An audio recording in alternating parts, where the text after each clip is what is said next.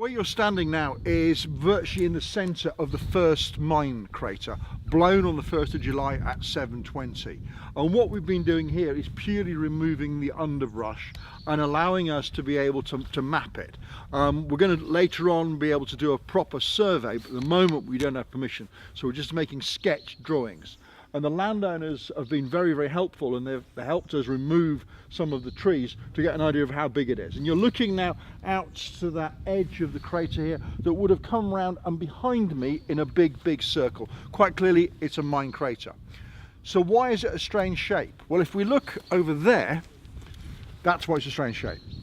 That is then the centre of the second mine crater, blown on the 13th of November, and it's blown slightly to one side, about 200 feet away from the original mine.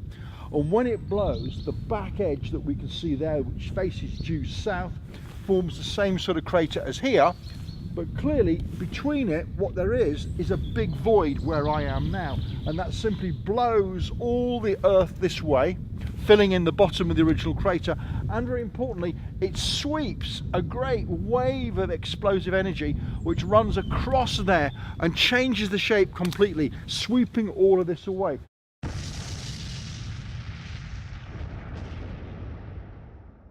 So what we've got now is something that isn't a figure of 8 shape. It's kind of like a big wedge or a big V shape based on this along to there, across to there, and then back.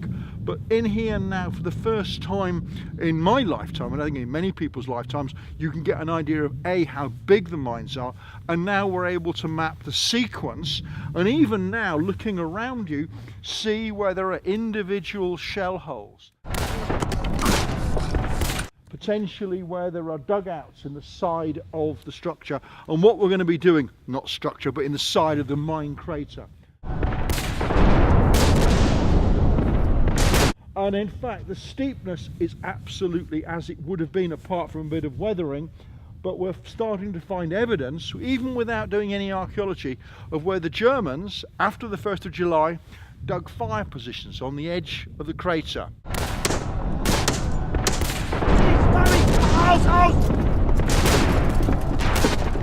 Some of them were swept away by the explosions, others are perfectly preserved now under the edge of the crater. So one of the things that we're going to do is to do a little survey, nothing massive, and do that, have a look, be able to draw it and get an idea of, unique for the Somme, a crater that is blown and then reused by the Germans. There is no other mine crater like it.